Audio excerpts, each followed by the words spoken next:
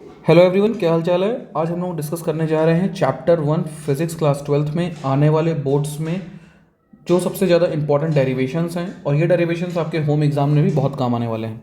तो चलिए स्टार्ट करते हैं। सबसे पहला डेरिवेशन रहेगा derive an electric field due to a point charge. Let us suppose हमारे पास एक पॉइंट चार्ज है कैपिटल क्यू, ठीक है। और इस पॉइंट चार्ज से आर डिस्टेंस पर एक पॉइंट है पी, और इस पॉइंट पी पर आपको इलेक्ट्रिक फील्ड कैलकुलेट करने को बोलेगा एग्जामिनर। सबसे पहले क्या करेंगे, आप यहां पे एक टेस्ट चार्ज रखेंगे Q naught. Let us suppose a test charge Q naught placed on point P which is r distance from capital Q charge. Clear. Now पहला point number 1, force between both charges F is equals to K Q naught upon R square. This is known as Coulomb's force, ठीक है। If two point charges Q1 and Q2 are placed r distance apart, then the force between them is F equal to K Q1 Q2 by r square, where value of K is 9 into 10 to the power 9। ये आपको याद होना चाहिए, ठीक है ना। Number 2 बात, यहाँ पे आप Q नॉट जो दिख रहा है इसको अपॉन में ले आएंगे, तो F upon Q naught is equals to बन गया K Q by R square. ये जो F अपॉन Q नॉट लिखा है ना, इसी को पढ़ते हैं इलेक्ट्रिक फील्ड E। तो E इज इक्वल्स टू क्या आ गया बच्चे, के क्यू बाई आर स्क्वायर। कितना आ गया, K Q by R square. और यही होता है electric field due to point charge. अब यहाँ पे सवाल उठता है सर इसकी यूनिट क्या होगी। तो हमने कहा इलेक्ट्रिक फील्ड का जो फॉर्मूला है E इज इक्वल्स टू, वो क्या है, F अपॉन क्यू नॉट, है ना। तो यहाँ से अगर यूनिट दो तो कितनी आ जाएगी, F फोर्स हो गया, फोर्स की यूनिट हो गई न्यूटन, और चार्ज कूलम हो गया तो न्यूटन पर कूलम। डायमेंशन में निकाल लेंगे, न्यूटन का डायमेंशन हो गया MLT-2 और कूलम का डायमेंशन हो जाता है 80 बच्चे। यहाँ से आप डायमेंशन फार्मूला भी कैलकुलेट कर सकते हैं। आई होप आपको ये समझ में आ गया होगा। चलिए अगला क्वेश्चन देखते हैं। डिफाइन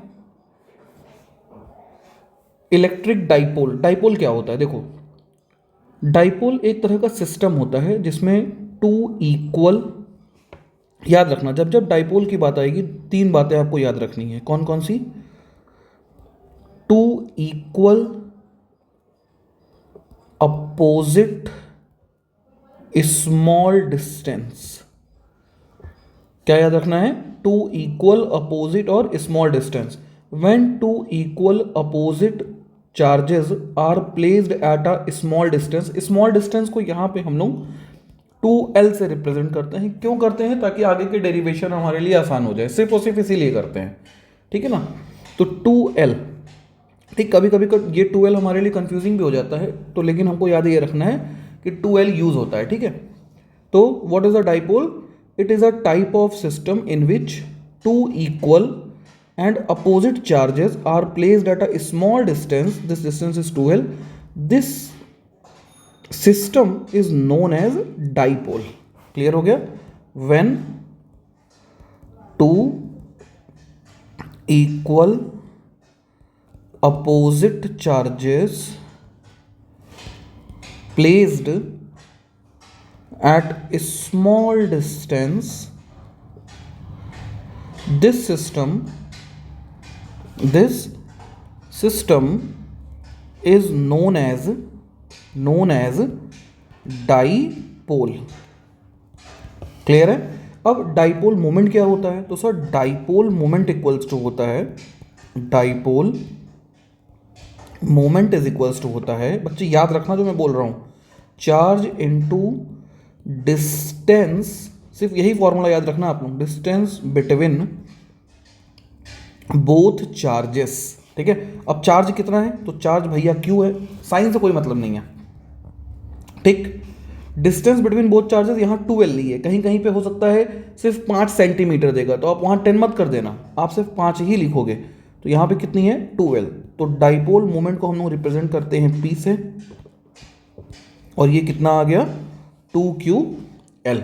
एक और बात याद रखिएगा, डाइपोल मोमेंट एक वेक्टर क्वांटिटी होती है, और अगर ये एक वेक्टर है तो इसकी डायरेक्शन भी होगी। भाई मैग्नीट्यूड तो हमने निकाल लिया 2QL, डायरेक्शन क्या होगी? तो डायरेक्शन याद रखिएगा नेगेटिव टू पॉजिटिव होती है। क्या होती है बच्चे? नेगेटिव टू पॉजिटिव होती है। मतलब अगर डाइपोल आपका इस तरह से लगा हुआ है, एक साइड है प्लस क्यू, दूसरा साइड है माइनस क्यू, तो डाइपोल मोमेंट की डायरेक्शन हो जाएगी नेगेटिव से पॉजिटिव। ये हो गया डाइपोल मोमेंट P। क्लियर है? इस पे न्यूमेरिकल आ सकता है एग्जाम में। जैसे मान लीजिए दो डाइपोल आपके लगे हुए हैं, एक प्लस क्यू है, दूसरा माइनस क्यू है, और दूसरा इसके परपेंडिकुलर रखा हुआ है, सपोज दैट मान लेते हैं। एक पे प्लस 2Q है, एक पे माइनस 2Q है। स्मॉल डिस्टेंस है, equal and opposite charges, equal होना चाहिए और अपोजिट होना चाहिए। तो डाइपोल मोमेंट आपको बताना है तो क्या हो जाएगा? Negative to positive. ये आ गया कितना? P which is equal to 2QL मान लेते हैं, डिस्टेंस है, इनके बीच की डिस्टेंस है मान लेते हैं 2L या 2A, और जो वर्टिकल है इनके भी मान लेते हैं 2A ही है। तो वर्टिकल वाले के लिए डाइपोल मोमेंट की डायरेक्शन किधर आ जाएगी? नेगेटिव टू पॉजिटिव बोले तो ऊपर की तरफ आ जाएगी। कितना आ जाएगी? अब यहाँ पे चार्जेस 2Q हैं, तो 2Q इंटू 2A बोले तो बेसिकली 4A हो जाएगा ये। तो 4QA हो जाएगा, नहीं हो जाएगा? तो एक अपवर्ड लग गया आपका 4QA, और एक लेफ्ट साइड लग गया 2QA। सॉल्व कर लेंगे, 90 डिग्री एंगल बन रहा है। इसको मान लो P1, इसको मान लो P2। 90 है तो P net is equals to हो जाएगा under root P1 square plus P2 square plus 2P1 P2 cos 90 0। मतलब ये पूरा टर्म क्या हो गया? 0 हो गया। क्लियर? तो ये आपका आंसर हो जाएगा। चलो अगला क्वेश्चन देखते हैं क्या लिखा है। हाँ, अब डाइपोल जब आता है तो डाइपोल के केस में इलेक्ट्रिक फील्ड पूछता है। तो ये याद रखिएगा, दो कंडीशन पूछता है। तो हम पहले केस 1 के बारे में बात करेंगे, एक्सियल पे। एक्सियल का मतलब क्या है बच्चे, समझना। हमारे पास एक डाइपोल है, ठीक है, एक पे प्लस क्यू चार्ज है, दूसरे पे माइनस क्यू चार्ज है, और इनके बीच की डिस्टेंस वही आपको 2L या 2A गिवन रहेगी क्वेश्चन में। ठीक है, यहाँ 2L दिया था तो हमने 2L ले लिया। ठीक है, अब हमें इससे R डिस्टेंस पर एक पॉइंट P है, इसके सेंटर से R डिस्टेंस पर एक पॉइंट P है, इस पॉइंट P पर इलेक्ट्रिक फील्ड कैलकुलेट करनी है। ठीक है, तो 2L डिस्टेंस पूरी दी गई है, तो आधी डिस्टेंस हो जाएगी कितनी? L, और सिमिलरली हाफ हो जाएगी कितनी? L। ठीक, इलेक्ट्रिक फील्ड जब हम निकालेंगे तो पहले हम प्लस क्यू की वजह से इलेक्ट्रिक फील्ड निकालेंगे। तो देखो सबसे पहले क्या लिखोगे? Electric field due to at P due to plus Q charge. तो प्लस क्यू चार्ज से E1 मान लेते हैं आएगी, और E1 इज इक्वल्स टू क्या होगा फॉर्मूला? तो इलेक्ट्रिक फील्ड, ये प्लस Q1 जो है वो बिहेव करेगा एज अ पॉइंट चार्ज, और अभी हम लोगों ने ऊपर निकाला electric field due to point charge, वो कितना आया? KQ/R² आया। K जहाँ एक कांस्टेंट होता था जिसकी वैल्यू कितनी सिखाई थी हमने आपको? 9 × 10⁹ सिखाई थी, है ना। तो यहाँ पे क्यू चार्ज हो गया कैपिटल Q, जिसकी वजह से R डिस्टेंस पर इलेक्ट्रिक फील्ड कितनी आई? KQ/R²। प्लेस करेंगे जैसे ही वैल्यू हम यहाँ पे, तो यहाँ पे आपका चार्ज कितना है? प्लस Q है। डिस्टेंस कितनी हो जाएगी? तो ये डिस्टेंस हो जाएगी आपकी, सेंटर से डिस्टेंस R दी गई है, और सेंटर से प्लस Q की डिस्टेंस है L, तो बची कितनी? R - L बची, है ना, R - L। तो क्या लिखेंगे? KQ/R - L का होल स्क्वायर। अब देखो, चार्जेस जो इलेक्ट्रिक फील्ड होती है वो एक वेक्टर क्वांटिटी होती है, और वेक्टर क्वांटिटी के केस में डायरेक्शन जो आती है इलेक्ट्रिक फील्ड के लिए away from positive towards negative. तो प्लस क्यू से जो P पर डायरेक्शन आएगी वो अवे फ्रॉम पॉजिटिव आएगी, दिस इज E1, मतलब पॉजिटिव से दूर की तरफ। Similarly electric field at P due to minus Q charge कितना हो जाएगा? E2 इज इक्वल्स टू, अब माइनस क्यू से निकालना है तो KQ/ डिस्टेंस कितनी है? सेंटर तक R है और R के बाद L है, तो टोटल कितनी हो गई? R + L का होल स्क्वायर। अब नेगेटिव चार्ज के लिए डायरेक्शन होती है टूवर्ड्स नेगेटिव। क्या होती है बच्चे? टूवर्ड्स नेगेटिव, याद रखिएगा। Direction of electric field away from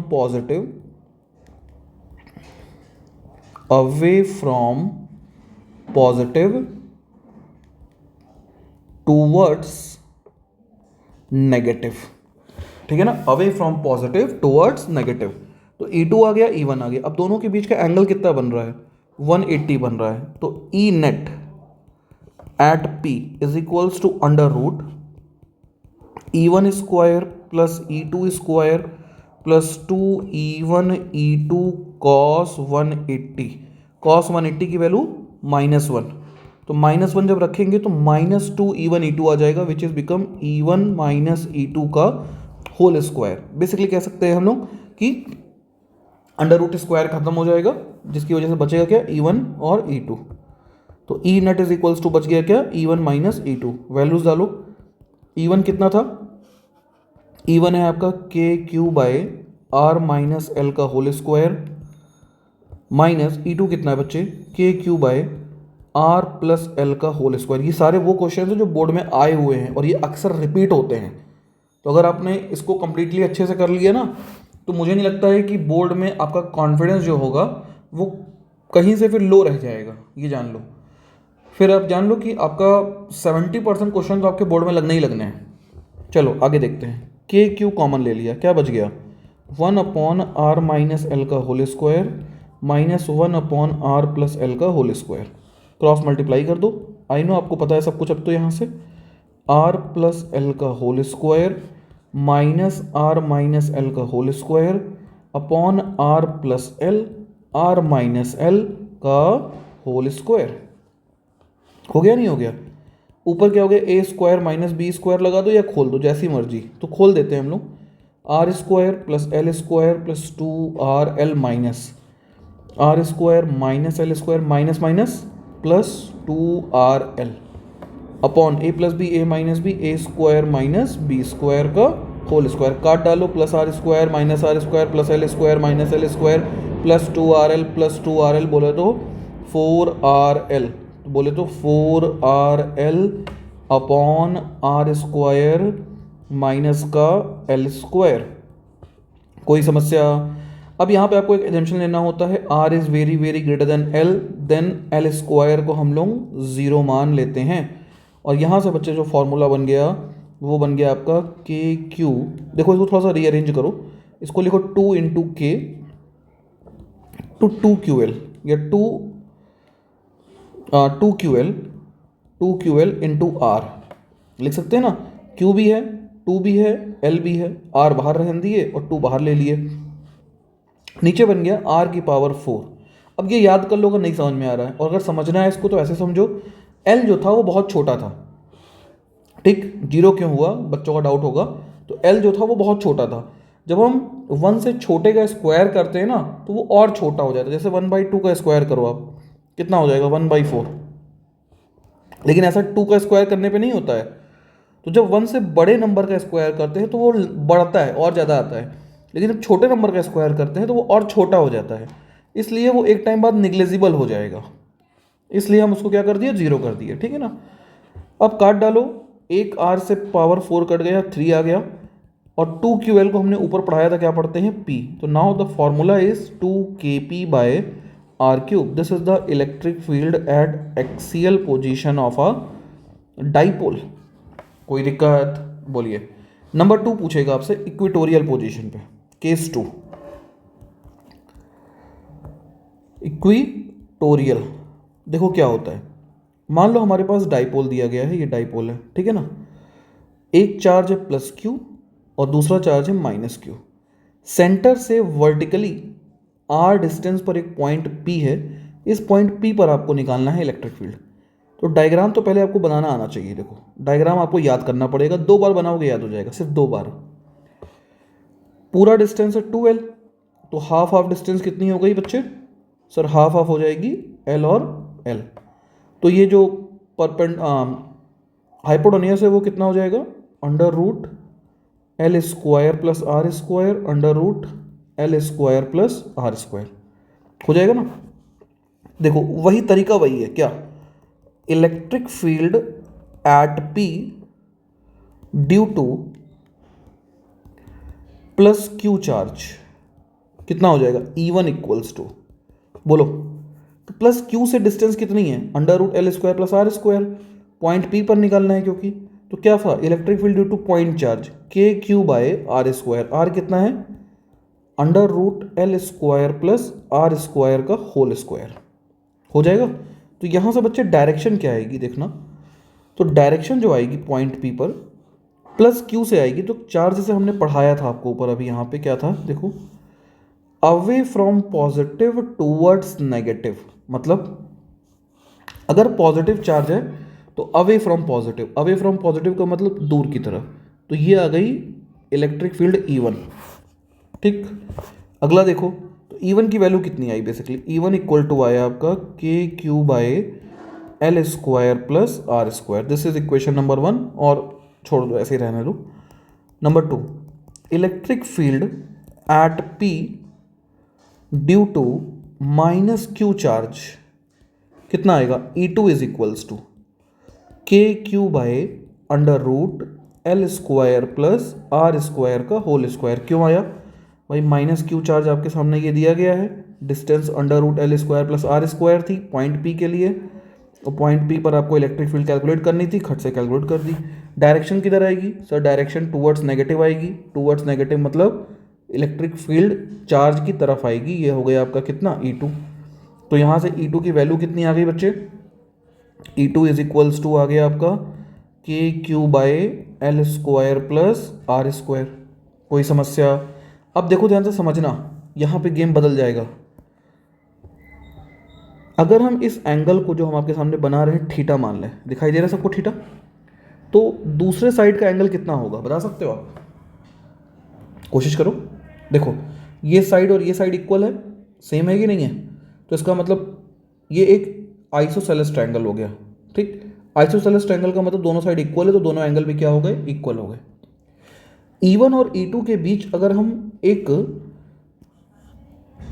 axis draw करें, एक्सेस समझते हैं, एक्स एक्सेस और वाई एक्सेस ड्रॉ कर दें, ध्यान से समझिएगा, एकदम फट से क्वेश्चन सॉल्व हो जाएगा। दिखाई दे रहा है ना एक्सेस, समझना, ये आपका एक्स एक्सेस हो गया और ये आपका वाई एक्सेस हो गया वर्टिकल वाला। ठीक, एक्स वाई लिखेंगे नहीं हम। अगर ये एंगल थीटा है तो क्या ये एंगल भी थीटा बनेगा, हाँ बिल्कुल बनेगा।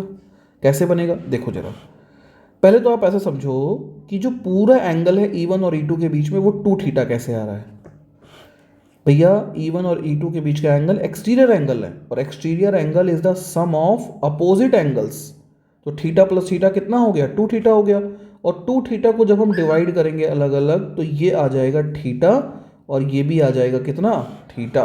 तो यहाँ से हमारे पास एक क्वेश्चन बन गया क्या, ये एक्सेस है, ठीक है ना, एक इलेक्ट्रिक फील्ड लगी है E1, एक इलेक्ट्रिक फील्ड लगी है E2, और दोनों के बीच का एंगल एक्सेस से कितना है, थीटा एंड थीटा। आप ध्यान से देखो क्वेश्चन में, तो E1 की वैल्यू और E2 की वैल्यू दोनों लगभग सेम है, तो फ्रॉम इक्वेशन 1 दे ही दो इसको, equation 1 and 2 we can rewrite this E1 equal to E2 equal to E, लिख सकते हैं नहीं लिख सकते, तो E1 इक्वल टू E आ गया और E2 इक्वल टू भी कितना आ गया, E आ गया। अब थीटा के साथ वाली कॉस में, तो जब E1 का मतलब E का कंपोनेंट लेंगे तो कॉस E कॉस थीटा, दूर वाली साइन में तो E साइन थीटा, और इसी तरीके से E2 में E का कंपोनेंट लेंगे जब, तो E कॉस थीटा, तो plus E cos theta horizontal में, और वर्टिकल में आ जाएगा E साइन थीटा, ई साइन थीटा, ई साइन थीटा एक दूसरे को कैंसिल कर देंगे, और नेट क्या बचेगा, 2E कॉस थीटा। तो we can rewrite this, E net is equals to 2E cos theta, जहाँ E क्या था सर, E था E1 और E2, E1 E2 क्या था, तो E1 था आपका बच्चे के क्यू, या कुछ भी रख दो, K Q by R square plus L square, और कॉस थीटा क्या था, थीटा था ट्रायंगल के अंदर, और कॉस थीटा का फॉर्मूला होता है बेस अपॉन हाइपोटेन्यूस, बोले तो L by under root R square plus L square. इसी को थोड़ा रीराइट कर दो तो इसको हम लिख सकते हैं k into two Q L दिख रहा है ऊपर, नीचे क्या आ गया R square plus L square की पावर 3/2। भाई यहाँ पावर 1 है और यहाँ पावर 1/2 है, तो 1 + 1/2 बेस सेम पावर ऐड हो गई। फिर वही कहानी, क्या R is very very very greater than L square बहुत छोटा 0। यहाँ से क्या बन गया 2QL को पढ़ेंगे हम लोग KP और आर स्क्वायर से स्क्वायर कट गया, बच गया कितना R3। तो इलेक्ट्रिक फील्ड एट इक्वेटोरियल कितनी आ गई KP/R3, याद रहेगा। तो यहाँ से एक बार फिर से देख लेते हैं हम लोग क्या, कि अगर हमारे पास एक डाइपोल है और dipole plus -q plus q है, तो एक्सियल पोजीशन पर r डिस्टेंस पर इलेक्ट्रिक फील्ड आती है कितनी 2kp/r3। कितनी आती है बच्चे 2kp/r3। इक्वेटोरियल पोजीशन पे कितनी आती है सर kp/r3। कितनी आती है kp/r3, याद रहेगा। चलो अगला क्वेश्चन देखते हैं, ये क्या लिखा हुआ है। क्वेश्चन कह रहा है, इसको ट्राई करो आप लोग एक बार पहले वीडियो को पॉज करके। क्वेश्चन बोल रहा है obtain the expression for torque experience by electric dipole of dipole moment P in uniform electric field E। ठीक है, समझना बात को। एक इलेक्ट्रिक फील्ड लगी हुई है, यूनिफॉर्म इलेक्ट्रिक फील्ड है E, ठीक है ना। और इस यूनिफॉर्म इलेक्ट्रिक फील्ड के अंदर एक डाइपोल रखा हुआ है आपका। ये पेपर में बहुत ज़्यादा पूछे जाने वाला क्वेश्चन है, बहुत ज़्यादा। अक्सर ये क्वेश्चन आता है पेपर में, जिसका ओरिएंटेशन थीटा है विद इलेक्ट्रिक फील्ड ई से। ठीक, एक साइड -q चार्ज रखा है और एक साइड +q चार्ज रखा है, ठीक है ना। एक साइड -q चार्ज रखा है और एक साइड +q चार्ज रखा है। समझ सा कोई नहीं है यहाँ तक, क्लियर है। चलो क्या करेंगे समझना। देखो, हमें एक टॉपिक याद होना चाहिए, उसकी ज़रूरत पड़ेगी क्या, force on charge particle charge Q in external electric field E is F equals to QE। F equals to QE। अब यहाँ पे हमारे पास दो चार्जेस दिए गए हैं, एक पॉजिटिव चार्ज है और एक नेगेटिव चार्ज है।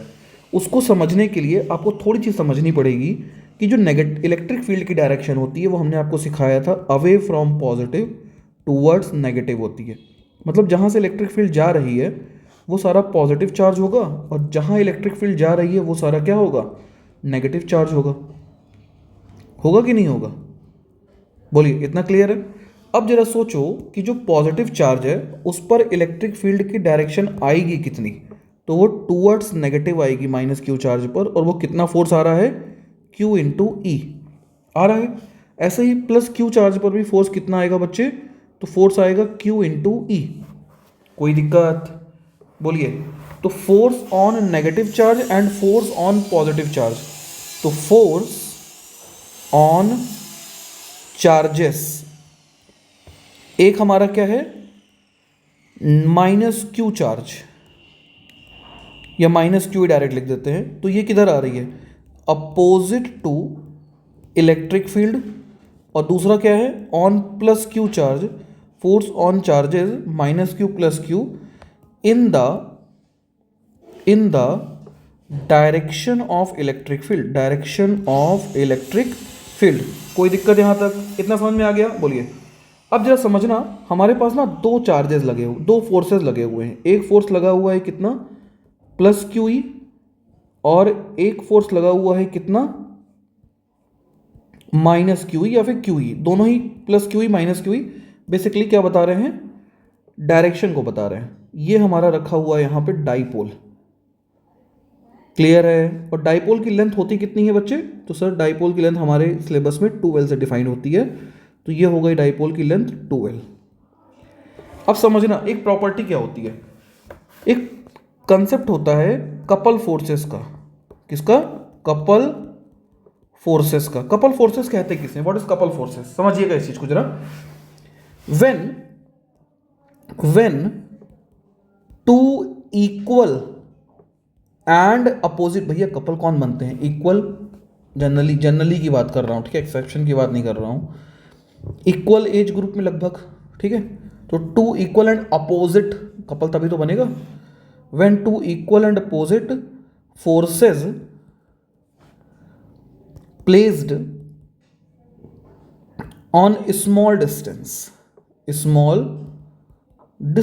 जैसे मान लो पार्क में देखो आप घूम रहे हैं, तो जब दो इक्वल एंड अपोजिट बहुत कम डिस्टेंस पे बैठे होंगे तब आपको लगेगा हाँ जो कपल बैठे हुए हैं, ऐसे तो बोलोगे ना आप कि एक पार्क के लेफ्ट में और दूसरा पार्क के राइट में, तो भी कपल हो जाएंगे वो, तब तो वो कपल नहीं कहलाएंगे ना। तो उसी तरीके से when two equal and opposite forces placed on a small distance, these forces are known as couple forces. These forces are known as couple forces. Clear हो गया? चलो ठीक है, अगर इनको कपल फोर्सेस बोलते हैं then these forces rotate the dipole. ये जो फोर्स होते हैं ये डाइपोल को क्या करते हैं? रोटेट कर देते हैं, और रोटेट करके क्या कर देते हैं? एक्सिस के पैरेलल कर देते हैं। Rotate the dipole and become parallel to electric field. आई बात समझ में? अब जब ये रोटेट कर रहे हैं तब उस केस में हम निकालते हैं moment of force which is also called torque.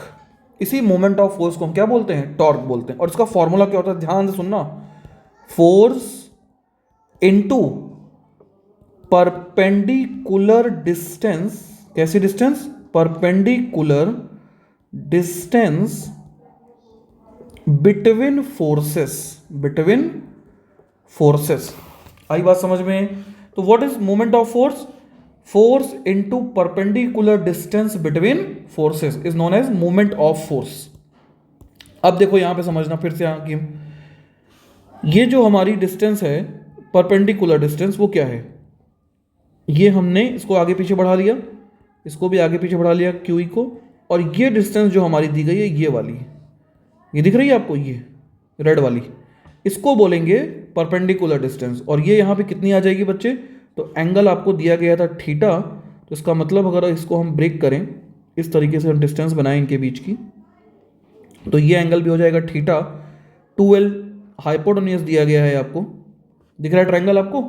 तो इन ट्रायंगल ABC में अगर हम देखें ABC, तो आपको BC निकालना है बेसिकली, ठीक है ना? तो ट्रायंगल ABC, अगर आपको BC निकालना है बच्चे, तो BC है परपेंडिकुलर, साइन थीटा लगा दो, sine theta will be perpendicular BC upon hypotenuse बोले तो AC। तो now sine theta will be BC upon 2L which is BC equals to आ जाएगा बच्चे कितना? 2L sine theta. वो हम डायरेक्ट भी निकाल सकते थे, थीटा से दूर वाली साइन में, थीटा से साथ वाली कॉस में करके निकाल सकते थे, ठीक है ना? अगर आपका ये आ गया, ये आपको डायरेक्ट याद रखना है बेसिकली। तो मूवमेंट ऑफ फोर्स जिसको हम टॉर्क पढ़ रहे हैं, ठीक है ना, इसका फॉर्मूला कितना हो जाएगा? इसको हम नीचे लिख देते हैं यहाँ पे फिर। तो टॉर्क इज इक्वल्स टू हो जाएगा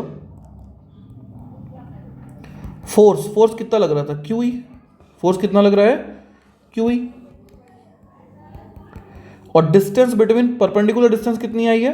2L साइन थीटा। ये समझ में आया ना परपेंडिकुलर डिस्टेंस कैसे बोल रहा हूं मैं? भाई एक फोर्स लगा था QE और दूसरा फोर्स Q है, तो दोनों के बीच परपेंडिकुलर डिस्टेंस कितनी है? तो ये वाली है परपेंडिकुलर डिस्टेंस। क्या नाम दिया था इसका? BC। क्लियर हो गया? चलो आगे बढ़े। अब देखो ध्यान से, तो क्या लिख सकते हो? इसको लिख सकते हो E इंटू क्यू, कौन 2L के साथ भेज दो, 2QL साइन थीटा। 2QL को क्या पढ़ते हैं बच्चे? P पढ़ते हैं। EP या PE sine theta, this is what? Torque. Clear है? इसको अगर हम वेक्टर फॉर्म में लिखे तो टॉर्क इक्वल टू आता है बच्चे P क्रॉस E। ये पेपर में 1 नंबर में बहुत पूछा जाने वाला क्वेश्चन है।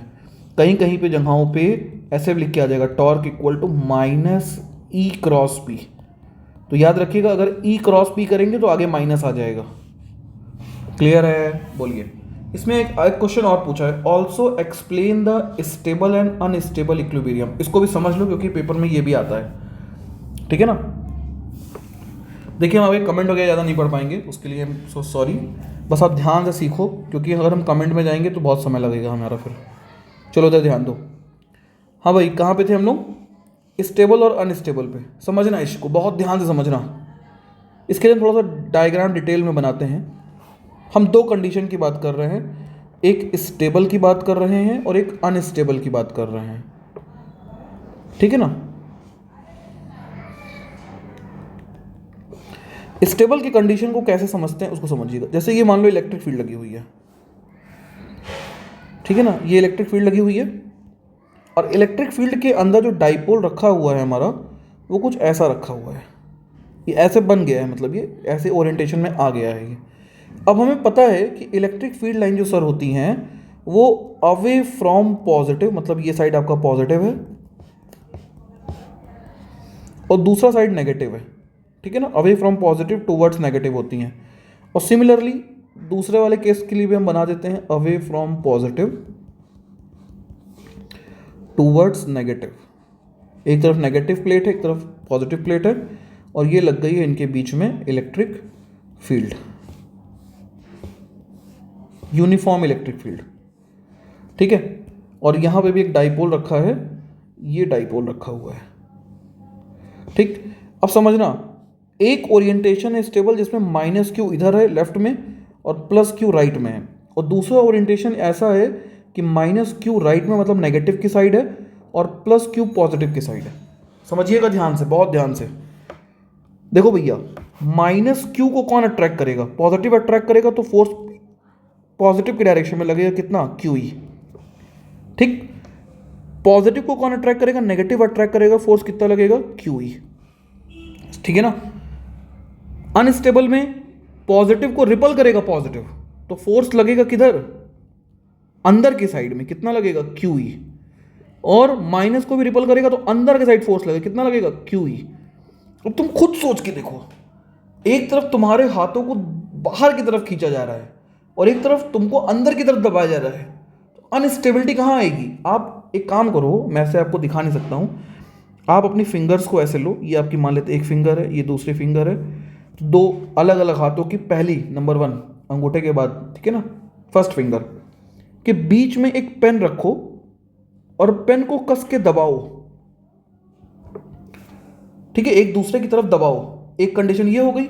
और दूसरी कंडीशन ऐसे सोच के देखो कि पेन को आप दोनों हाथों से दूर की तरफ खींचो। तो जब दूर की तरफ खींचोगे ना तो आपको उतनी दिक्कत नहीं होगी, लेकिन जब आप दबा, उतना डर भी नहीं लग रहा होगा, ठीक है ना। लेकिन जब आप दबा रहे होगे ना तो आपको ऐसा लग रहा हो अगर छूट गई मेरी उंगली से ना ये, तो आंख में लग सकती है मेरे, छिटक के जा सकती है इधर उधर। तो जो छिटक के जाना है वो अनस्टेबिलिटी को दिखा रही है कि किधर भी जा सकती है, उसकी कुछ स्टेबिलिटी नहीं है। बात समझिए, जब छिटक सकती है मतलब जो इनसाइड फोर्स लग रहा है, ठीक है, उस केस में वो अनस्टेबल है, हाईली अनस्टेबल है। जैसे कि आप ऐसा समझिए, एक बॉल को हम यहां रखें ए को और एक बॉल को हम रखें बी पे, तो कौन से स्टेबल है? ए के साथ छेड़खानी करोगे नीचे आ जाएगी खट्टा से, लेकिन बी के साथ छेड़खानी करोगे वापस वहीं आ जाएगी घूम के। तो B is stable, A is unstable. This is the examples. Clear? चलो आगे बढ़ते हैं। अब यहां पे जो आपको एक बात समझनी है, क्या फोर्स लग रहा होगा, नेट फोर्स कितना होगा? तो स्टेबल में सर क्यू ई एक दूसरे के अपोजिट है, तो net force on dipole, net force on dipole is 0 होगा। दूसरे वाले में भी एक दूसरे की तरफ है, बेसिकली एक दूसरे के अपोजिट ही है वो भी, तो वहां पे भी कैंसिल कर देंगे। अनस्टेबल में भी तो नेट फोर्स कितना होगा बच्चे? और टॉर्क का फॉर्मूला हमने अभी अभी पढ़ा, क्या? फोर्स इनटू डिस्प्लेसमेंट, बेसिकली ये आर क्रॉस एफ होता है। अगर फोर्स 0 है तो टॉर्क भी क्या होगा? स्टेबल में भी 0 होगा और अनस्टेबल में भी क्या होगा? 0 होगा। ये पहली कंडीशन, ये दूसरी कंडीशन, याद रहेगा। अगला बोलो भैया, अगर टॉर्क 0 है, फोर्स 0 है, लेकिन एक चीज समझनी है यहाँ पे, पॉजिटिव और नेगेटिव के बीच में ध्यान से समझिएगा, डाइपोल मोमेंट की डायरेक्शन किधर है। तो negative to positive dipole moment होता है, मतलब डाइपोल मोमेंट है नेगेटिव से पॉजिटिव की तरफ, और बोले तो towards electric field, this is the dipole moment. तो number 3, dipole moment parallel to the electric field, ठीक है। लेकिन दूसरे केस में देखो तो नेगेटिव से पॉजिटिव की तरफ आएगी, और नेगेटिव से पॉजिटिव की तरफ आने का मतलब है number 3, dipole moment anti parallel to electric field, this is anti parallel. Clear हो गया। तो यहां पे एंगल बन रहा है 0 डिग्री, और यहां पे एंगल बन रहा है कितना, 180 degree. These are the condition for stability. Stable होगा तो पोटेंशियल एनर्जी मिनिमम होगी, अनस्टेबल होगा तो पोटेंशियल एनर्जी मैक्सिमम होगी। ये सारे एमसीक्यूज में पूछे जाएंगे, याद रखिएगा। चलिए आगे बढ़ें। आई होप आपको ये पूरा टॉपिक समझ में आ गया होगा। चलो अगला क्वेश्चन देखते हैं क्या लिखा है। Drive an expression for the electric field at a point P at a distance x from its centre along the axis of a ring. हाँ, ये देखो कभी कभी आ सकता है, जरूरी नहीं है आएगा। जैसे मान लो हमारे पास एक रिंग दी गई है, समझना, ठीक है ना, और इसके सेंटर से r डिस्टेंस पे, x डिस्टेंस पर एक पॉइंट है P, और इस रिंग को जो हमने चार्ज दिया +Q, तो ये रिंग के ऊपर यूनिफॉर्मली डिस्ट्रीब्यूट हो चुका है। इस क्वेश्चन को ध्यान से एक बार समझ लो बस, क्योंकि अगर ये पेपर में आ गया तो आपका तुरंत लग जाएगा, ठीक है। इस रिंग की रेडियस है, मान लेते हैं A। कोई दिक्कत यहां तक? चलो स्टार्ट करें। देखो भैया, आपको पॉइंट P पर इलेक्ट्रिक फील्ड निकालनी है। इसको मिला दो, पॉइंट P से मिला दिया। अब देखो आपको करना क्या क्या है। Take small element on ring of length dl। एक छोटा सा एलिमेंट ले लो।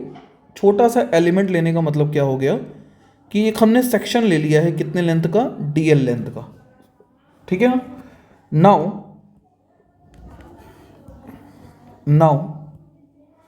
Charge on dl length is dq। तो ये dq होगा कितना, समझना ध्यान से। q चार्ज जो है, इसको हम लिखा रहे हैं समझाने के लिए, फिर मिटा देंगे। q चार्ज जो है वो पूरे के पूरे सर्कमफ्रेंस पे फैल गया है, रिंग के पूरे के पूरे सर्कमफ्रेंस पे फैल गया है, मतलब 2πa लेंथ पे है, ठीक है। या फिर हम ऐसे कह सकते हैं कि 2πa लेंथ पे कितना चार्ज है, q चार्ज है। तो यूनिट लेंथ, 1 लेंथ पे कितना चार्ज होगा, तो 2πa से डिवाइड कर दो, तो q/2πa होगा सर। तो अगर हम dl लेंथ की बात करें, this is the unitary method, तो चार्ज कितना हो जाएगा, q/2πa इंटू dl हो जाएगा सर। और इसी को तो आपने बोला है ना dq, charge on dl length is dq। तो dl लेंथ पे चार्ज कितना आया है, तो this is dq is equals to, इसी को आपने dq बोल दिया, तो q/2πa इंटू dl। ये समझ में आया? बोलिए, इतना क्लियर है? चलो आगे बढ़ते हैं। अब जरा समझना कि ये जो चार्ज dq है, dl पे चार्ज कितना है बच्चे, dq है। इस dq की वजह से इलेक्ट्रिक फील्ड आएगी, positive charge away from positive आएगा, दिस इज de। क्लियर? इसके दो कंपोनेंट ब्रेक करेंगे हम लोग। एक थीटा के साथ वाला, ये एंगल मान लेते हैं थीटा है, तो वर्टिकली अपोजिट एंगल भी थीटा हो जाएगा। थीटा के साथ वाला this is de cos theta, और थीटा से दूर वाला this is de sin theta. Similarly जब डाउन साइड से भी हम लेंगे तो उतनी ही इलेक्ट्रिक फील्ड आएगी, दिस इज de। तो इसका भी एक वर्टिकल कंपोनेंट आएगा de sin थीटा, जो एक दूसरे को बेसिकली क्या कर देंगे, कैंसिल कर देंगे तो यहां से हम कह सकते हैं, आप ऐसे लिखो, पूरा पूरा स्टेटमेंट लिखो पहले तो आप, electric field at point P due to D Q charge is DE, correct. Now vertical components of DE cancel या cut each other. Now E net on P is equals to DE cos theta. बोलिए, इतना समझ में आया? DE cos theta क्या होगा? E net हो जाएगा। और E नेट की वैल्यू होगी कितनी? अब यहां समझना, DE जो आया आपका, अब इसके अंदर D की वैल्यू क्या होगी? तो D इक्वल्स टू होता है K DQ बाई R बोले तो इस डिस्टेंस को आप R मान लीजिए एक बार के लिए, तो this is R square into cos theta. Cos theta क्या हो जाएगा? तो cos theta is equals to हो जाएगा बेस अपॉन हाइपोटेन्यूज बोले तो x बाई R, तो this is x by R। Clear? इसको इंटीग्रेट कर देना बच्चे। जब इंटीग्रेट करेंगे तो कहाँ से कहाँ तक करेंगे? तो देखो इंटीग्रेशन अभी नहीं लगाएंगे हम लोग क्या लिखेंगे इसको, K X by R cube into D Q. D Q की वैल्यू कितनी निकाली थी हम लोगों ने? Q by two pi A into D L. सब कुछ बाहर ले लो जो जो बाहर आ सकता है, तो के बाहर आ गया, क्यू बाहर आ गया, आर क्यूब बाहर आ गया, 2 पाई ए बाहर आ गया, इंटू एक्स बाहर आ गया, इंटीग्रेशन में बच गया डीएल। और डीएल है क्या? डीएल है sir small element on ring. तो जब पूरे एलिमेंट की बात करेंगे तो जीरो से लेके पूरा रिंग का सरकमफ्रेंस 2 पाई ए तक इंटीग्रेट कर देंगे। और इसकी वैल्यू सॉल्व होगी, कितनी आएगी बच्चे? इसकी वैल्यू सॉल्व होकर आएगी K Q X by R cube into 2 pi A, और जीरो से 2 पाई ए में इंटीग्रेशन भी आ जाएगा 2 पाई ए। काट डालो, 2 पाई ए से 2 पाई ए कैंसिल हो गया। यहां से आपका ई नेट आ गया बच्चे कितना? के क्यू एक्स बाय आर कितना होगा? तो आर को आप लिख सकते हो अंडर रूट एक्स और ए के टर्म में X square plus A square. तो ये बच्चे बन गया आपका कितना? Under root X square plus A square. इसको आप लिख सकते हो होल क्यूब। तो यहां से ई नेट का फॉर्मूला आ गया K Q X upon R square plus A square की power 3/2। This is the formula for the axial position of a ring. Clear है? अब कभी कभी इस क्वेश्चन में ना घुमा देता है, क्या पूछ लेगा? मान लो क्या होगा, इसे मान लो दे दिया कि इफ लीनियर चार्ज, इसे मान लो ऐसे क्वेश्चन आ गया, रुको मैं दिखाता हूं आपको क्वेश्चन। मान लेते हैं क्वेश्चन कुछ इस तरीके का आ गया। अभी हमने डेरिवेशन कर लिया है, ये हमारा रिंग था और इसके एक्सिस पे एक्स डिस्टेंस पर इलेक्ट्रिक फील्ड हमारी कितनी आई है? हमारी आई है के Q x by x square plus A square, x square plus A square की पावर 3/2। अगर मान लो क्वेश्चन में बोल देता इफ चार्ज क्यू ना देके, if linear charge density lambda on ring, ऐसे बोला होता क्वेश्चन में, तो क्या करते? कुछ नहीं करते। लीनियर चार्ज डेंसिटी का फॉर्मूला होता है Q by L. For ring के लिए हो जाएगा lambda is equals to Q by L, पूरी रिंग का सरकमफ्रेंस जिस पे डिस्ट्रीब्यूट हुआ है चार्ज, 2 पाई ए। तो यहां से Q इक्वल टू आ जाएगा लैम्डा इंटू 2 पाई ए। ये वैल्यू उठा के पुट कर देना Q की जगह पे, तो E इज इक्वल्स टू कितना आ गया? बोलो, K को लिखोगे 1/4 पाई एप्सिलॉन नॉट। Q को क्या लिखोगे? Lambda into 2 pi A into X upon X square plus A square की पावर 3/2। कोई दिक्कत? अब यहां पे एक चीज और बोल देगा, for X very very very greater than A के लिए बताइए। तो जब बहुत ज्यादा है ए, तो उस केस में ए स्क्वायर को हम यहां नीचे कर देंगे क्या, 0। तो क्या बन गया बच्चे, E is equals to 1/4 pi epsilon naught into lambda 2 pi A into X upon X square से रूट हट गया तो बच गया एक्स क्यूब। एक एक्स से एक्स हट गया तो एक एक्स स्क्वायर बच गया, ठीक है ना। यहाँ पे हम लिख सकते हो 1/4 पाई एप्सिलॉन नॉट और लैम्डा 2 पाई ए को हम लिख सकते हैं चाहे तो क्यू बाई एक्स स्क्वायर। तो this is behave like a electric field due to point charge. Electric field due to point charge, ये भी कभी कभी क्वेश्चन में पूछ लेता है। तो याद रखिएगा 5 नंबर के क्वेश्चन में इस तरह के डेरिवेशंस आ सकते हैं आपके, ठीक है ना। जिसको भी थोड़ा सा तैयार करके रखिएगा ताकि पेपर में अगर ये आता है आपको तो आप आराम से इसको कर सके। चलिए, आई होप आपको ये समझ में आ गया होगा। तो आगे बढ़ते हैं, ठीक है ना। चलिए अगला क्वेश्चन देखते हैं क्या लिखा है। State the Gauss law. हाँ, अब जो फर्स्ट टॉपिक है लगभग वो इतना ही है, इससे ज़्यादा इसमें क्वेश्चन नहीं बनेंगे आपके। State Gauss law. Gauss law क्या होता है भैया? तो देखो गॉस लॉ क्या होता है, अगर हम सिर्फ गॉस लॉ की बात करें, पहले हम फ्लक्स की बात कर लेते हैं लगे हाथ। What is flux? तो flux is defined as a number of electric field line which passing perpendicular to surface, which passing perpendicular to surface is known as electric flux, is known as electric flux। Basically हमने यहां electric flux को define किया है, ठीक है। Formula होता है phi is equals to integration E dot D A. अगर हम ये यूनिट पूछेगा तो यूनिट क्या देंगे, तो इलेक्ट्रिक फील्ड की यूनिट होती है न्यूटन पर कूलम और डी ए बोले तो मीटर स्क्वायर, तो न्यूटन मीटर स्क्वायर पर coulomb.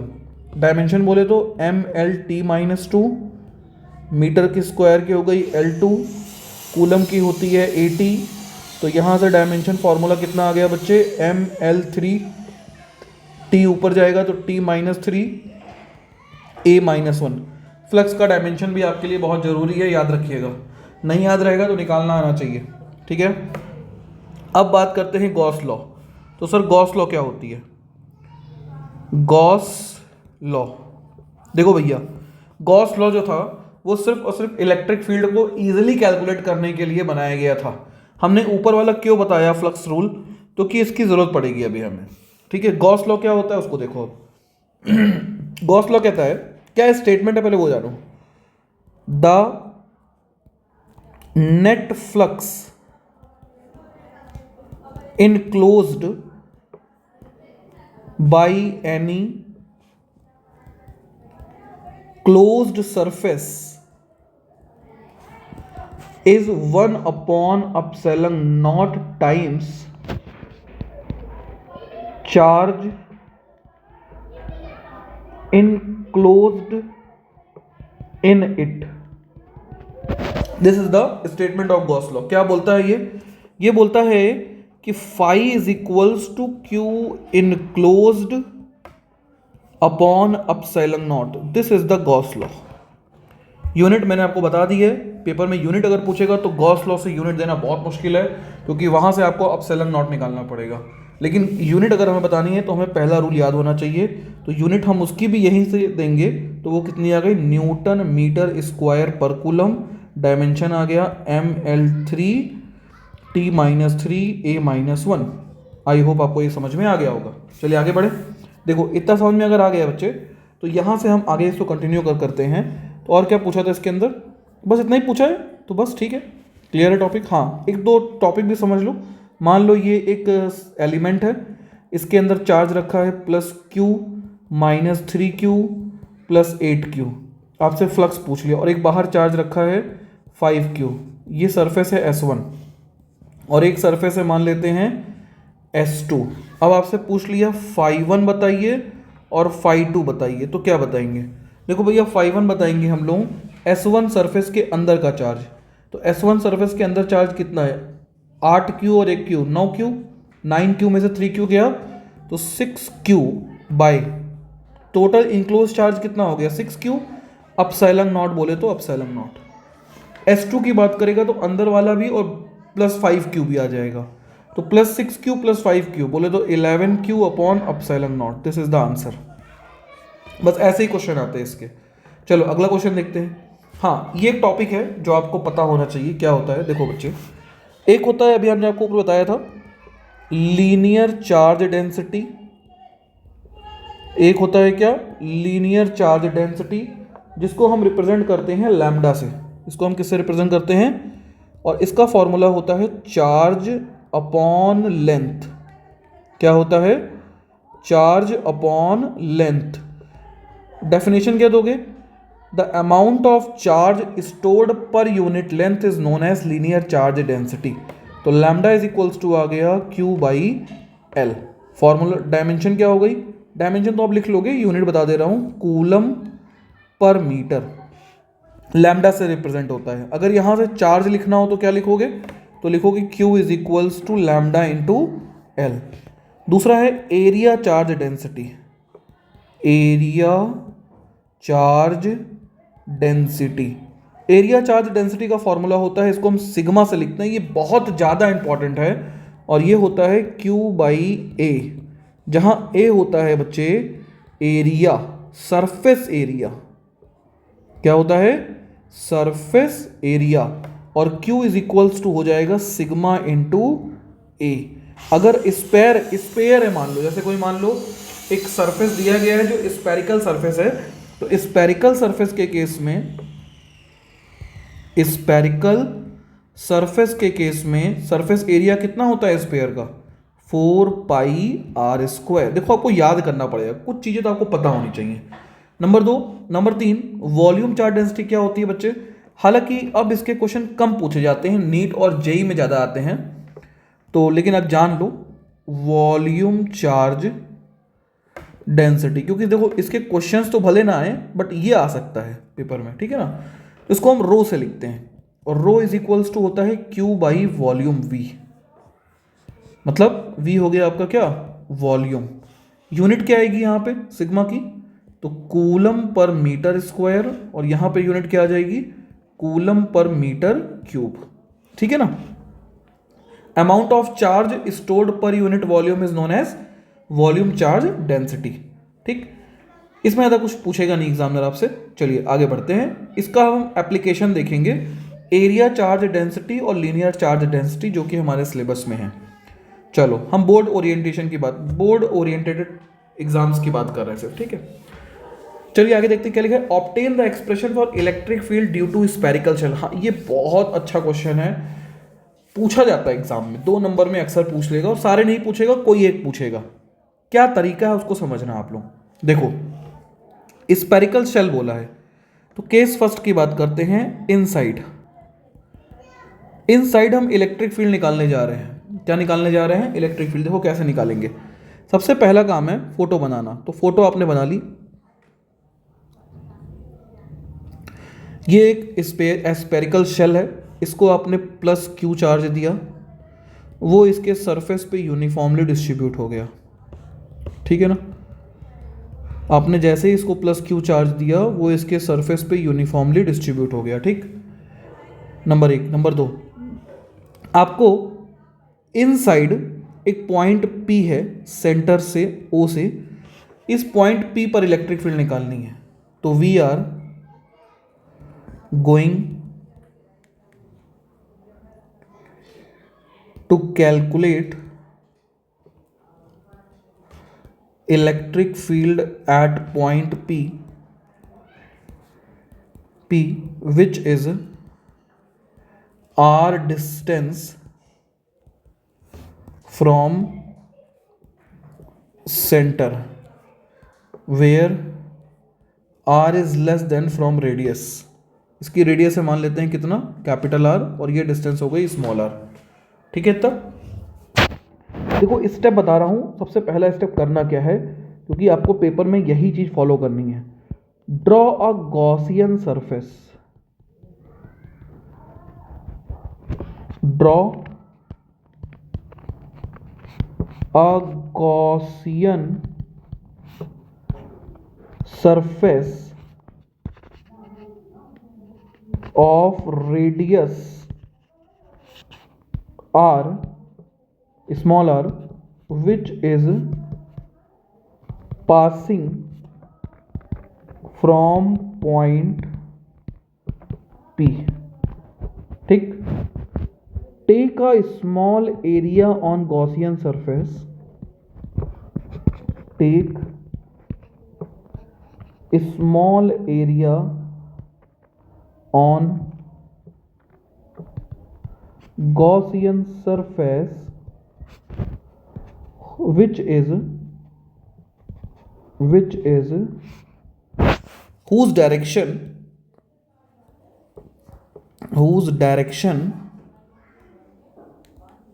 normal to surface and outside from the surface, and outside from surface। ठीक है, आउटसाइड भी है और नॉर्मल भी है। अब जो स्पेयर है, जो चार्ज जिस पे आपने दिया है, उसकी इलेक्ट्रिक फील्ड ड्रॉ कर लेना। This is the electric field E. ठीक है, ये आपने ड्रॉ कर ली।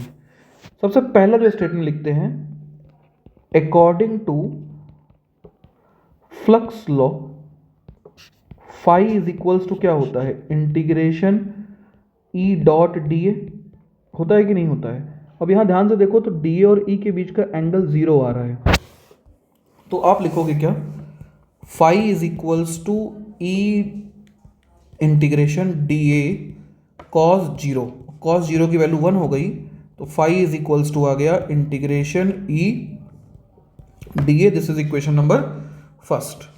ठीक, according to Gauss theorem phi is equals to Q enclosed upon epsilon naught. अब ध्यान से समझना इसको, क्यू इनक्लोज्ड कौन सा क्यू, जो गॉसियन सरफेस के अंदर आ रहा है। और गॉसियन सरफेस के अंदर कौन सा चार्ज आ रहा है, तो जो हमारी गॉसियन सरफेस बनाई है मैंने पर्पल कलर से, उसके अंदर सर कोई चार्ज नहीं आ रहा है और ये 0 है।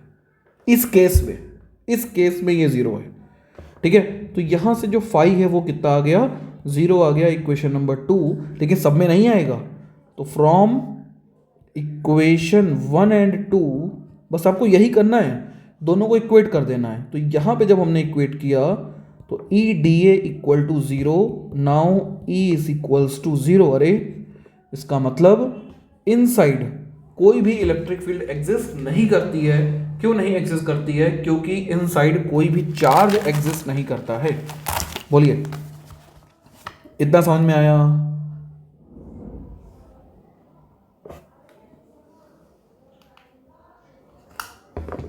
अगर ये समझ में आ गया हो तो चलिए आगे बढ़ते हैं। अब इसी तरीके से हम लोग on the surface and outside from the surface को कैलकुलेट करना सीखेंगे। ठीक है ना, तो चलिए स्टार्ट करते हैं। अगला क्या बोल रहा है बच्चे, अगला बोल रहा है on the surface.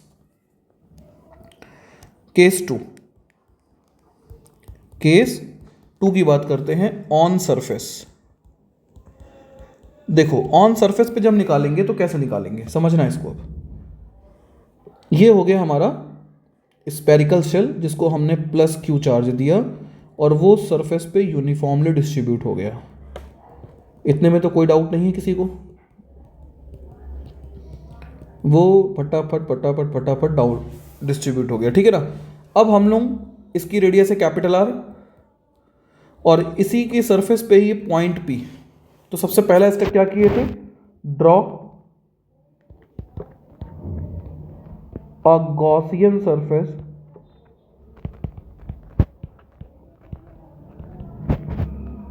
of radius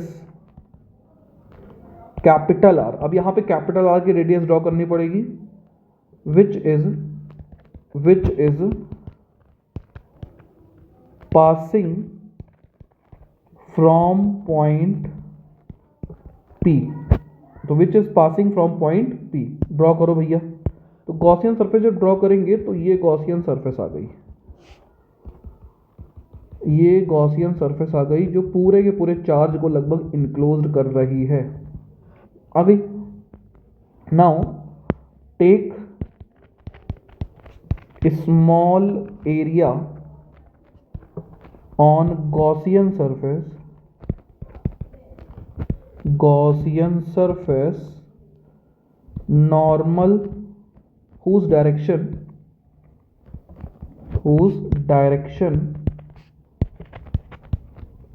normal to surface and outside from surface। इतना कोई डाउट है? इतने में कोई डाउट है? नहीं। चलिए, तो normal and outside from surface का मतलब हो गया ये हमने इस पर एक गॉसियन सरफेस ड्रॉ कर ली और इस पर एक हमने स्मॉल एरिया लिया जिसकी डायरेक्शन अवे फ्रॉम कह रहा हूँ normal to surface and outside from surface था। अब हम इलेक्ट्रिक फील्ड लाइन की डायरेक्शन में दिखा देते हैं। हमारे सारे पॉजिटिव चार्ज है तो अवे फ्रॉम पॉजिटिव आएगी इलेक्ट्रिक फील्ड लाइन भी, तो away from positive electric field line इस तरीके से जाएगी। तो यहाँ पे भी एंगल दोनों के बीच में कितना बन रहा है? 0 बन रहा है। तो वही कंडीशन जो हमने आपको सिखाई थी, क्या? अकॉर्डिंग टू फ्लक्स रूल क्या होता है? Phi is equals to integration E dot D A. समझना ध्यान से, बहुत आराम से समझो, समझ में आएगा। ई डी ए कॉस थीटा हो जाएगा, यहाँ पे डॉट को हटाएंगे और थीटा कितना बन रहा है? 0 बन रहा है, तो कॉस 0 की वैल्यू 1 हो जाएगी। ई बाहर आ जाएगा, बच गया क्या? इंटीग्रेशन डी ए। और डी ए किसका इंटीग्रेशन? डी ए किस पे लिए थे आप बताओ भैया? आप डी ए लिए थे small area on Gaussian surface, यही तो लिए थे। तो डी ए अगर स्मॉल एरिया गॉसियन सरफेस पे है और गॉसियन सरफेस कैसी है? स्पेरिकल है, तो डी ए की वैल्यू आ जाएगी आपकी कितनी? डी ए की वैल्यू आ जाएगी आपकी 4 pi capital R square, which is the area surface area of Gaussian surface. यही तो लिखा है आपने बेसिकली। तो फाई की वैल्यू आ कितनी गई? E into 4 pi R square. This is equation number first हो गई। अब गॉस थ्योरम क्या कहती है? According to GT rule phi is equals to Q enclosed upon epsilon naught. देखो इतना लिखना पड़ेगा आपको, ठीक है ना? क्यू इनक्लोज कितना है? अब क्यू इनक्लोज सर पूरा चार्ज है, सारा चार्ज अंदर इनक्लोज हो गया है, तो आप क्या लिखोगे? Phi is equals to Q naught upon epsilon naught. This is equation number second. हमारे पास दो इक्वेशन है now, from equation first and second दोनों को इक्वेट कर दो, या equating equation first and second. E into 4 pi R square equal to Q by epsilon naught. उधर ले जाइए तो E is equals to 1 upon 4 pi epsilon naught Q by R square. This is the electric field due to spherical shell on surface. ठीक है, बोलिए। तो इसी को हम लिख सकते हैं के क्यू बाई आर स्क्वायर। ठीक है, लेकिन एग्जाम में फंसाता कब है जानते हो? कैसे फंसाएगा वो आपको? वो आपको बोलेगा क्यों ना देके, वो बोलेगा if the area charge density sigma then find electric field on surface. तो क्या करेंगे? तो देखो सिग्मा इज इक्वल्स टू होता है क्यू बाई ए, होता है ना, और क्यू इज इक्वल्स टू हो जाएगा सिग्मा इंटू ए। और एरिया चार्ज डेंसिटी हम इस केस में बात कर रहे हैं स्पेरिकल केस में, तो स्पेयर का सरफेस एरिया हो जाएगा 4, यहाँ पे याद रखिएगा सरफेस एरिया ऑफ उसका रखेंगे जहाँ चार्ज है, तो 4 पाई कैपिटल आर स्क्वायर। ठीक है, उठा के क्यू को पुट कर दो, तो ई की वैल्यू कितनी आ गई? 1 upon 4 pi epsilon naught. Q बोले तो कितना? Sigma upon 4 pi r² upon r², काट डालो, 4 पाई से 4 पाई कैंसिल हो गया, r² से r² कैंसिल हो गया, ई की वैल्यू कितनी आ गई, सिग्मा अपॉन एप्सिलॉन नॉट। कभी कभी हो सकता है इसको प्रूव करने को भी दे दे, कभी कभी हो सकता है इसको डिड्यूस करने को भी वो बोल दे, derive an expression for this. तो कुछ भी आपसे पूछेगा तो आप दोनों ही कर सकते हैं इसके अंदर। आई होप आपको समझ में आ गया होगा। अब इसके बाद वाला जो कंडीशन है आउटसाइड फ्रॉम द सरफेस, वो आपका काम है ना, वो आपका काम है, आपको निकालना है। देखो करना क्या होगा, बाकी सब कुछ तो सेम रहेगा। जो सेकंड केस है उसमें कहाँ पे फर्क आएगा, वहां पे फर्क ये आएगा, देखो हम फोटो बना रहे हैं आपके सामने, ये आपका बन गया क्या, स्पेरिकल शेल, ठीक है ना। इस पे आपने चार्ज दी, इसकी रेडियस है कैपिटल आर, ठीक। अब आपको सेंटर से स्मॉल आर डिस्टेंस पर एक पॉइंट पी और यहां निकालना है। चार्ज आपने दिया है अंदर वाले को प्लस क्यू, तो ये यूनिफॉर्मली इनसाइड वाले सरफेस पे डिस्ट्रीब्यूटेड है। क्लियर है ये बात, ट्राई करो, हो जाएगा, बहुत आसान है, ठीक है ना। अब आपको पॉइंट पी पर निकालना है, तो पॉइंट पी पर आपने क्या ड्रॉ कर दिया, एक पॉइंट पी पर आपने ड्रॉ कर दिया एक स्पेरिकल शेल, ड्रॉ कर दिया, कोई दिक्कत नहीं आता तो सर, ठीक है। अब देखो जब स्पेरिकल शेल ड्रॉ करोगे तो सरफेस एरिया गॉसियन सरफेस पे लोगे, तो दिस इज डी है ना, और यहाँ पे डी की जगह पे आपने क्या रखा था, surface area of Gaussian surface. तो गॉसियन सरफेस का सरफेस एरिया कितना हो जाएगा, 4 पाई स्मॉल आर स्क्वायर, क्योंकि ये डिस्टेंस कितनी दी गई थी, स्मॉल आर स्क्वायर। तो एक इक्वेशन आएगी आपकी, phi is equals to E into 4 pi small R square, और अगर इनक्लोज चार्ज निकालोगे तो फाई इज इक्वल्स टू आएगा Q by epsilon naught. This is equation number first, this is equation number second, दोनों को equate करोगे, E into 4 pi r² equal to Q by epsilon naught, तो E की value आ जाएगी कितनी, 1/4 pi epsilon naught Q by small R square. This is answer. बोलिए, I hope आपको ये समझ में आ गया होगा। चलिए अगला बढ़े। देखो इसका ग्राफ पूछ लेता है एग्जामिनर, तो इसके ग्राफ को भी याद रखो, इसका ग्राफ कैसे बनेगा। देखो बच्चे, कभी कभी एग्जामिनर पूछ लेता है ना, बहुत इंपॉर्टेंट है इसका ग्राफ भी, उसको समझते हैं। देखो फिर से एक बार क्वेश्चन को करते हैं, पूरा नहीं करेंगे, हल्का सा करेंगे। ये मान लो हमारा क्या था, एक स्पेरिकल शेल था, ठीक है। हमें पता है इनसाइड ये इसका सेंटर था जिसकी रेडियस आर है, और इसको हमने चार्ज दिया था plus Q. Inside electric field कितनी आई थी, 0 आई थी। सरफेस पे इलेक्ट्रिक फील्ड कितनी आई है, E is equals to K Q by r² आई है, और बाहर इलेक्ट्रिक फील्ड कितनी आई है, तो E is equals to small R distance पे के क्यू बाई स्मॉल r² आई है कि नहीं आई है। तो अगर हम इसका ग्राफ बनाएं, किसका किसका ग्राफ बनाएंगे हम लोग ग्राफ बनाएंगे इलेक्ट्रिक फील्ड और डिस्टेंस का, ये R हो गया और ये इलेक्ट्रिक फील्ड E हो गई, ठीक है ना। देखो ग्राफ कैसे बनेगा, जब तक radius R equal to distance capital R से कम थी, क्या तब तक अंदर कोई इलेक्ट्रिक फील्ड आई थी, नहीं आई थी सर, 0 थी इलेक्ट्रिक फील्ड लाइंस। लेकिन जैसे ही रेडियस कैपिटल R के बराबर हुई, सट से इलेक्ट्रिक फील्ड आ गई, कितनी आ गई, के क्यू बाई r² आ गई। तो ये वैल्यू हो गई के क्यू बाई r², ठीक है। उसके बाद इलेक्ट्रिक फील्ड लाइन की वैल्यू गिरती जा रही है, तो ये इसका ग्राफ बनेगा, ये पेपर में आता है अक्सर, ठीक है। Draw the graph of electric field line due to a spherical shell, तो ये आपको बनाना पड़ेगा। आई होप आपको ये समझ में आ गया होगा। चलिए अगला क्वेश्चन देखें। देखो अगला क्या पूछा है आपसे, इसको यहां कहीं डाल देते हैं, जहां ही नहीं बची है यहां डाल देते हैं। चलो आगे बढ़े। हाँ भाई, ये क्वेश्चन देखो, ये भी पेपर में अक्सर पूछा जाने वाला क्वेश्चन है। An infinite long thin straight wire has a uniform linear charge density lambda. बच्चों को बहुत कंफ्यूज करता है, और ये आपके होम एग्जाम में भी भर भर के पूछता है एग्जामिनर, ठीक है। तो चलो इसको शुरू करते हैं। देखो कैसे करेंगे इस क्वेश्चन को। करना क्या है बेसिकली, क्या है क्वेश्चन, एक इनफाइनाइट लॉन्ग वायर है जिसपे लीनियर चार्ज डेंसिटी लैम्डा है, मतलब पॉजिटिव चार्ज जो है उसके ऊपर यूनिफॉर्मली डिस्ट्रीब्यूटेड है, और ये जो वायर है ना वो इनफाइनाइट लेंथ का है। तो हमें पूरे वायर से कोई मतलब नहीं है, हम इस वायर से आर डिस्टेंस पर एक पॉइंट पी है जहां पे हमें निकालनी क्या है, इलेक्ट्रिक फील्ड निकालनी है। क्या अप्रोच रहेगी उसको समझना। सबसे पहले तो हमने क्या बताया, चार्ज अभी खुले में रखा है, खुले में चार्ज को सॉल्व नहीं करेंगे, हमें पहले उसको बंद करना पड़ेगा। तो बंद करने के लिए हम यहां ड्रॉ करेंगे एक गॉसियन सरफेस। क्या ड्रॉ करेंगे, एक गॉसियन सरफेस जो कि एक सिलेंड्रिकल फॉर्म में दिखाई देगा। यहां पे कैसा दिखाई देगा, सिलेंड्रिकल फॉर्म में। तो draw a Gaussian surface, draw a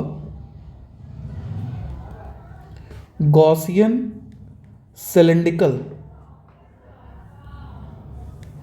draw Gaussian surface of radius which is passing from point P, which is passing from point P। कोई दिक्कत यहां तक? अब देखो क्या होगा, अगर ये P पॉइंट से पास कर रहा है तो सबसे पहला काम क्या होगा, इसकी एक लेंथ मान लेते हैं हम लोग L है, ठीक है, और रेडियस ऐसी कितनी बच्चे R है। सबसे पहला काम हमें क्या करना है, take a small area on Gaussian surface. तो ये मान लो हो गया आपका कितना, dA1। ऊपर वाले एरिया को हमने ले लिया कितना, dA2, और नीचे वाले एरिया को हमने ले लिया dA3। तो A1 हो गया कर्व पार्ट का, A2 हो गया अपर साइड का, A3 हो गया डाउन साइड का। और ड्रॉ और इलेक्ट्रिक फील्ड की डायरेक्शन में ड्रॉ कर लेते हैं। तो electric field away from positive जाएगी, तो this is the direction of electric field line, away from positive, away from positive, away from positive, away from positive, electric field line की direction बन गई। ठीक, चलो ठीक है, इतना समझ में आ गया। अब क्या करेंगे, सबसे पहला रूल, अकॉर्डिंग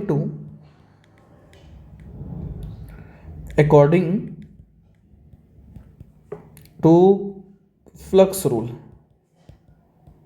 क्या होता है बच्चे flux rule, phi is equals to integration E dot D A, यही ना होता है।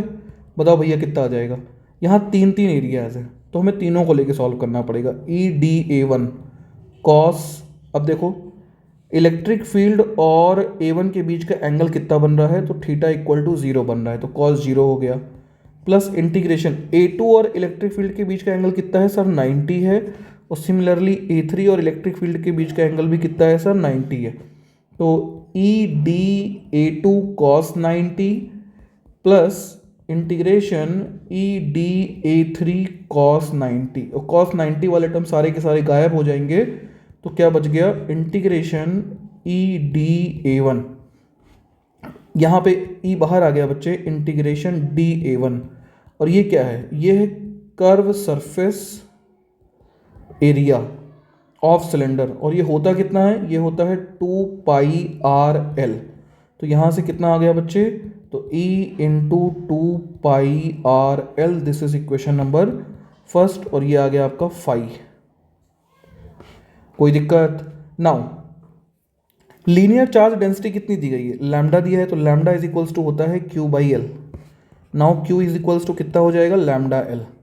तो Q इनक्लोज्ड कितना हो जाएगा, lambda into L। Enclose charge in the cylinder कितना आ गया बच्चे, according to Gauss theorem phi is equals to Q enclosed upon epsilon naught, और Q इनक्लोज की वैल्यू कितनी आई है, lambda L by epsilon naught, this is equation number second. तो from equation first and second, E into 2πRL is equals to lambda L by epsilon naught, काट डालो, L से L cancel हो गया, तो E is equals to 1/2π epsilon naught lambda by R। ऊपर नीचे 2 से मल्टीप्लाई कर दो बच्चे, तो 2 lambda by 4π epsilon naught into R, और 1/4π को पढ़ते हैं 2k lambda by R। Now the electric field due to infinite long wire कितनी आ जाएगी, 2k लैम्डा बाई R। बोलिए, इतना समझ में आ गया? तो ज़्यादातर पेपर में यही क्वेश्चन आपके घूम घूम के आते हैं बोर्ड्स में। और ये वो क्वेश्चंस हैं जिनके आपको 3 नंबर में 3 नंबर के क्वेश्चन में एक क्वेश्चन देखने को मिलेगा, 5 नंबर में 1 या 2 क्वेश्चन ऐसे मिल जाएंगे आपको। तो फर्स्ट चैप्टर के ये वो सबसे इंपॉर्टेंट क्वेश्चन से जो अक्सर आपके पेपर में आते हैं, इनको आप जरूर तैयार करके पेपर से पहले जाइएगा। आई होप आपको ये लेक्चर समझ में आया होगा। और हाँ, अगर आप बोर्ड्स की प्रिपरेशन कर रहे हैं तो डेली हमारे साथ रात को 10 बजे लाइव में जुड़िए। उसके अंदर हम बोर्ड्स के PYQs डिस्कस करा रहे हैं, वो आपके बहुत हेल्पफुल है। चलिए इसी के साथ सेवा समाप्त करेंगे।